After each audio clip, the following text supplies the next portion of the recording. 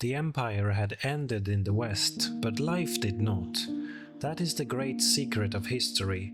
Empires collapse, rulers die, banners are furled, yet ordinary days continue. Cows must still be milked, fires still lit, grain still threshed, children still cradled.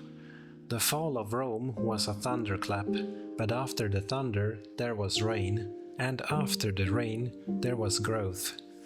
In Gaul, the land once dotted with Roman villas and military camps, the world had shifted to new hands.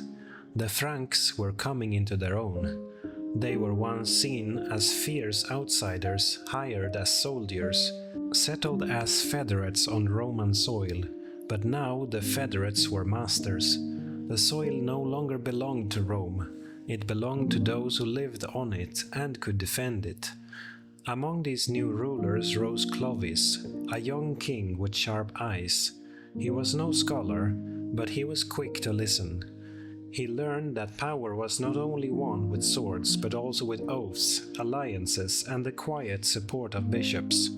His men rode with spears and round shields painted with bold patterns. Yet their leader thought further than the next raid. He thought of kingdoms, of faith, and of legacy. The story is told that Clovis once prayed to the god of his wife, Clotilde, in the middle of a desperate battle. His old gods had failed him, and in his heart he asked the Christian God for help. Victory followed, and in time so did baptism. On that day, a bishop poured water over the king's head. The hall was filled with Frankish warriors, their faces stern, their eyes wary. Yet when their king bowed, many followed. The Franks were no longer simply a tribe of warriors. They had entered into the great story of Christendom, linking their future with the Church. This moment changed more than one kingdom. It signaled a shift across the West. The bishops, heirs of Rome's organization, now looked to Clovis as a partner.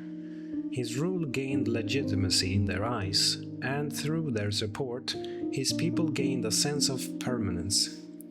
What had been wild and uncertain now seemed anchored. Gaul, fractured after the Roman retreat, began to knit itself together again, not under the eagle of Rome, but under the lilies of the Franks. Meanwhile in Spain the Visigoths reigned. They had long lived alongside Romans, learning their ways, adopting their language of law and decree. Their kings sat on wooden thrones, not gilded ones, but they kept Roman consulars at their side. Latin was the tongue of scribes. Gothic remained the language of hearth and camp. This dual world was uneasy but enduring. Yet faith divided the land. The Visigoths were Arians, a branch of Christianity that denied the full divinity of Christ. The Catholic bishops and the Roman population that followed them resisted. Sermons turned sharp, letters to kings pleaded for unity. In market towns, people muttered against their rulers' fate. The seeds of conflict lay quietly in the soil, waiting for a season to sprout. But for now, Spain endured under Gothic rule, its cities smaller, its fields less crowded, yet still alive with trade and prayer. Across the Mediterranean, the Vandals held North Africa. Carthage, once Rome's great rival, was their capital now. Its harbors were busy with ships, its markets filled with olives, grain, and salted fish. The Vandals, too, were Arians, and Catholic priests sometimes found themselves exiled or silenced. Yet the city thrived for a time. The fountains still ran, the walls still stood, the harbor still welcomed sails from Sicily and beyond. The Vandals, fierce at sea, had once captured even Rome itself. Now they ruled the breadbasket of the empire. But across the water in Constantinople, eyes watched carefully. For the Eastern Empire, Africa was not forgotten. Plans formed in the minds of emperors and generals, plans to one day restore these lost lands to Roman order. For the ordinary farmer in Africa, Spain, or Gaul, such thoughts were distant. He rose at dawn, tended his goats, worried about the weather, and prayed for his children. The fall of emperors mattered less than the price of salt or the safety of the path to market. But even if distant, the tremors of power reached him eventually, in the tax he paid, in the language of the priest who blessed him, in the banner that flew over the nearest town. In Italy, the tremors were sharper. Odoacer, the man who had ended the boy emperor's reign, ruled carefully but without lasting strength. Into this stage marched Theodoric, leader of the Ostrogoths, tall, commanding, and raised for years as a hostage in Constantinople. Theodoric knew both the ways of his Gothic kin and the polish of Roman courts. He was a bridge between worlds. The struggle between Odoacer and Theodoric lasted years, with battles fought and truces broken. Finally, in Ravenna, at a banquet meant for peace, Theodoric killed his rival with his own hand. The kingdom was his, but unlike many conquerors, Theodoric built rather than destroyed. He respected the Senate, listened to Roman advisors, restored aqueducts, and repaired roads. He encouraged learning, welcomed artisans, and ensured food flowed into the cities. His Gothic warriors remained distinct from the Romans of Italy, but under his rule harmony existed. For a generation, Italy breathed more easily. In Ravenna, mosaics glittered in new churches. Christ shone as ruler of the cosmos, seated on thrones of blue and gold. Saints gazed with calm eyes from walls covered in glass and stone. Even Theodoric himself was shown, not as a barbarian king, but as a guardian of Roman tradition. Farmers sowed grain, children played in streets, merchants carried cloth and oil to market. For a time, Italy felt whole again. But peace is always temporary. When Theodoric died, his heirs could not hold the balance. Old rivalries returned. Italy once more became a prize fought over by others, a land rich with memories and marble, too tempting to leave untouched. While Italy rested uneasily under Gothic rule, the East continued to shine. Constantinople, the city of Constantine, was the jewel of the Eastern Roman Empire. Its walls stretched tall and wide, layered in stone and brick, and its harbors curved like a protective arm into the sea. Merchants from distant lands crowded its markets. Spices from India, silk from China, furs from the north, and gold from Africa all met here, traded under the gaze of domes and towers. The people of Constantinople still called themselves Romans. They wrote in Greek more often than Latin, but in their hearts they were heirs of Augustus and Constantine. Their emperors wore crowns, their armies drilled on parade grounds, and their judges quoted old Roman law. In their courts, debates rang not only about taxes and trade, but about faith. For in these centuries, theology and empire were woven tightly together. It is in Constantinople that Justinian would rise. He would dream of restoring the empire to its former glory. And though his time belonged to the 6th century, already the foundations were being laid. Lawyers gathered old statutes into codices, organizing the wisdom of Roman law for future generations. Builders sketched plans for new churches. Generals drilled soldiers who would one day march west again, bearing banners of the double-headed eagle. But in the West, life took on a different rhythm. The old order of governors and legions was gone. In its place, bishops grew in stature. A bishop in a city like Arles or Toledo might be more powerful than a count. He spoke not only in churches but in town councils, judged disputes, and sometimes negotiated with kings. His words carried weight, for he stood as a symbol of permanence. Where rulers died in battle or were murdered in banquet halls, bishops often lived long, steady lives, shepherding their communities through storm after storm. The Pope in Rome gained more respect with each passing year. No emperor ruled in the West, yet the Pope's voice echoed through its lands. Pilgrims came to Rome not to speak to senators or generals, but to kneel at shrines of saints and seek the Pope's blessing. Letters passed between Rome and kings, and slowly the Pope became a figure no ruler could ignore. At the same time, monasteries grew. Small at first, they spread like seeds in fertile ground. Men and women withdrew from the chaos of cities and the bloodshed of kings, seeking lives of prayer and order. They rose at dawn to bells, prayed in cold chapels, worked fields, copied books, and sang psalms.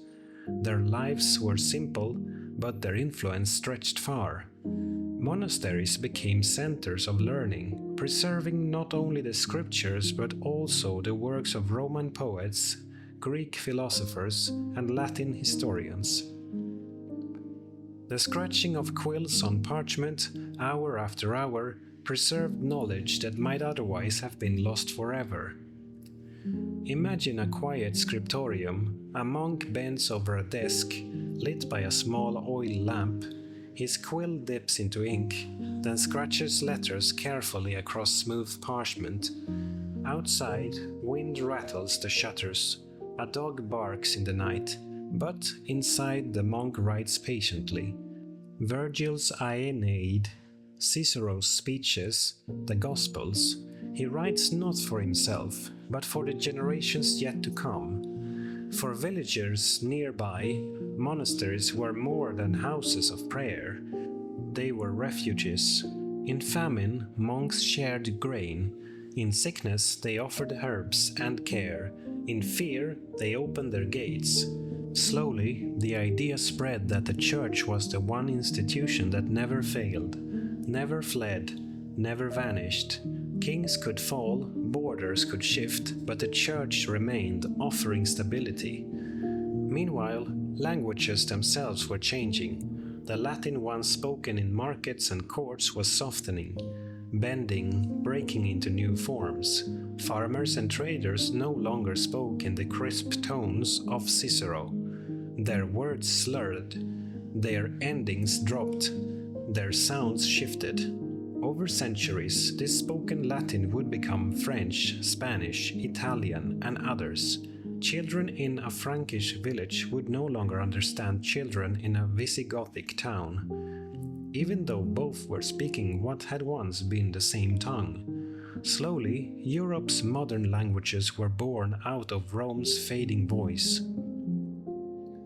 Daily life in these centuries was slower, quieter, but not without struggle. Roads cracked and weeds pushed through. Where once a courier might gallop in a week from Gaul to Rome, now journeys took longer and fewer travelers dared them. Bridges crumbled and some towns dwindled to villages. Yet life endured. Farmers planted, shepherds led their flocks, potters shaped clay, and children learned from parents. Empires may vanish, but life goes on. At feasts in wooden halls, kings raised cups and singers told tales of ancestors. Around hearths, elders shared stories of Rome's grandeur, though each retelling grew hazier. Rome became not just history but legend, a golden age whose details faded into dreams. Once, they would say, roads stretched across the world. Once, fountains ran in every city. Once, soldiers in shining armor guarded the peace. Children listened wide-eyed, half believing, half dreaming. But new legends were being forged as well. Stories of Clovis, the baptized king of the Franks. Stories of Theodoric, who ruled Italians and Goths with justice. Stories of monks who tamed wilderness with prayer. These tales would echo for centuries, shaping the imagination of the Middle Ages. Still, danger never slept. Raiders prowled coasts, brigands stalked forests, wars flared at borders. Kingdoms rose and fell in the span of a single lifetime. For every harvest gathered, another was stolen by soldiers. For every church raised, another was burned. It was an age of both faith and fear, of endurance and uncertainty. And yet, in that uncertainty, a new Europe was forming. Its foundation was not marble palaces or imperial decrees, but villages, churches, and small communities bound by loyalty and faith. The fall of Rome had ended an age, but it had also cleared the ground for something different to grow. In the towns and countryside of former Roman lands, the rhythm of daily life was shifting. The wide, bustling cities of antiquity were quieter now, their stone forums often half empty, their amphitheaters crumbling, yet markets still buzzed, though smaller, and farmers still brought goods to sell: grain, cheese, honey, wool.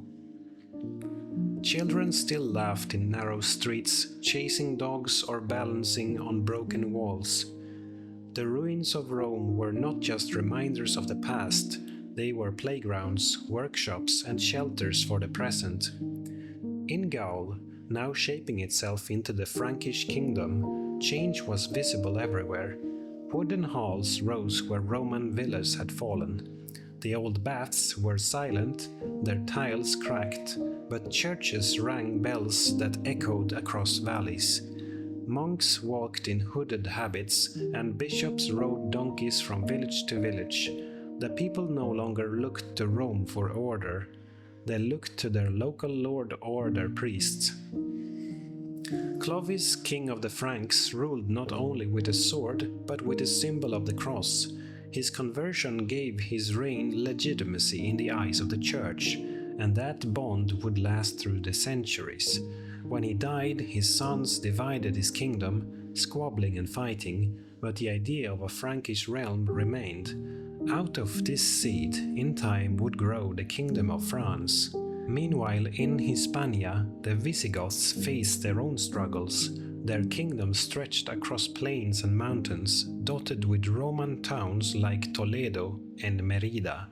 Their kings wore crowns but also bore the burden of division. Arians on one side, Catholics on the other. Tension simmered. A ruler might try to bridge the gap, but suspicion lingered. In churches, sermons reminded people of the rift. In courts, whispers questioned loyalty. Yet life pressed on. Farmers sowed wheat, shepherds grazed flocks, potters shaped clay, and scribes inked decrees in Latin.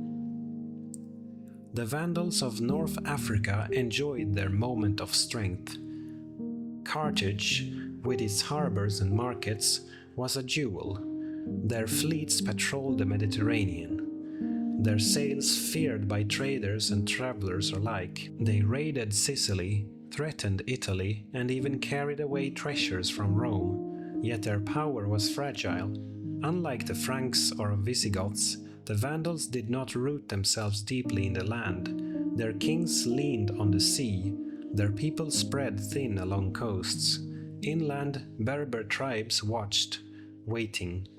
Far away, Constantinople waited too. In Italy, Theodoric's rule brought a rare stability. Ravenna shone with mosaics that glimmered like constellations.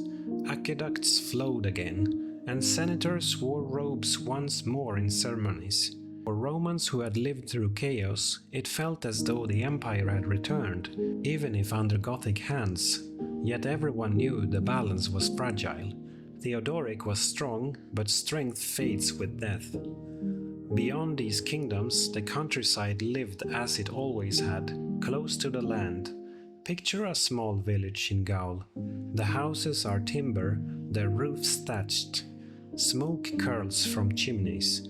Chickens scatter as a farmer drives his pigs to forage in the forest.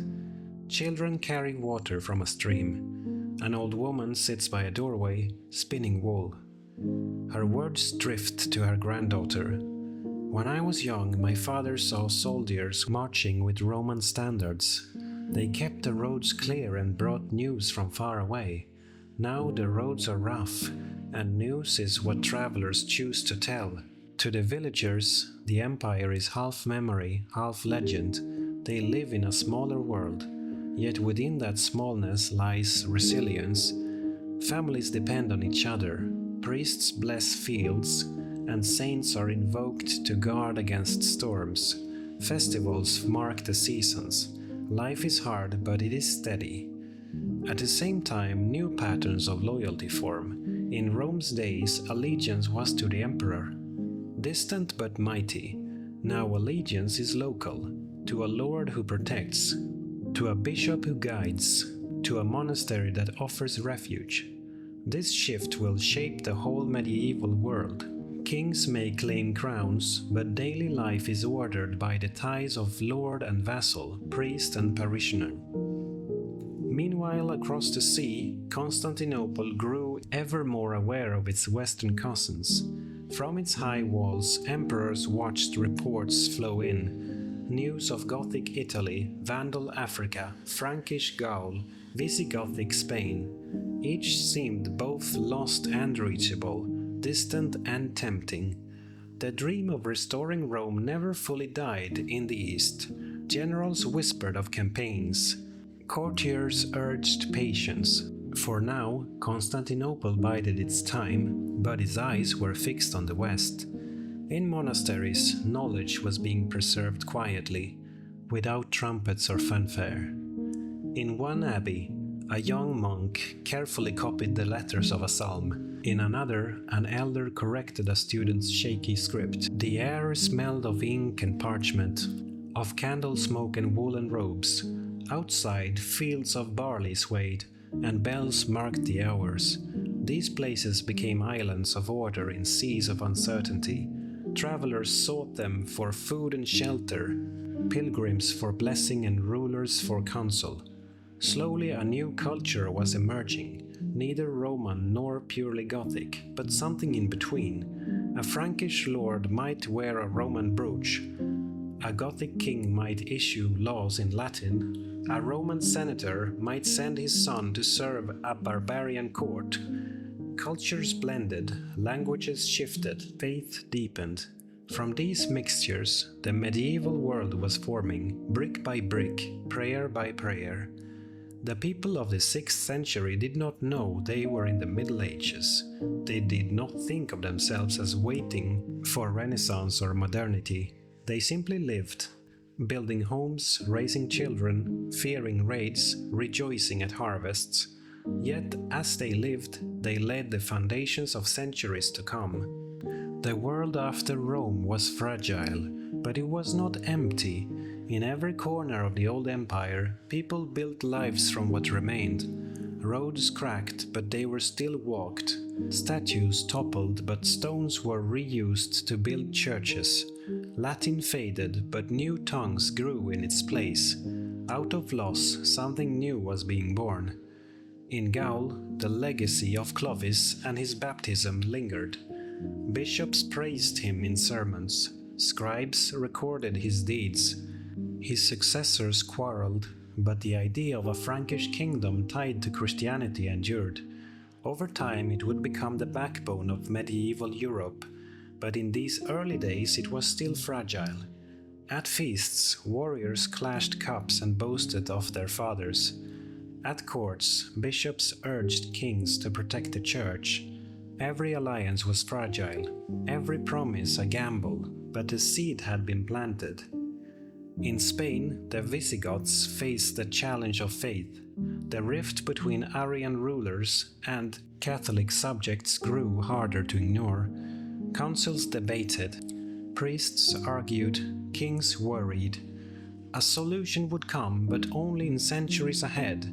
For now, the Visigothic kingdom was both strong and brittle, rich in culture yet divided at its core. Still, life in towns like Toledo and Cordoba carried on. Markets sold olives and wine, travelers crossed mountains, and bells rang from churches.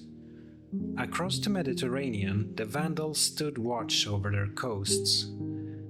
Carthage glittered with wealth, its harbors filled with ships, yet their kingdom was shallow-rooted. Berber tribes pressed from the deserts. Byzantines threatened from the seas. The Vandals had taken much, but they had not built deep. Their days of power, though bright, would prove short. In Italy, after Theodoric's death, the Gothic kingdom wavered.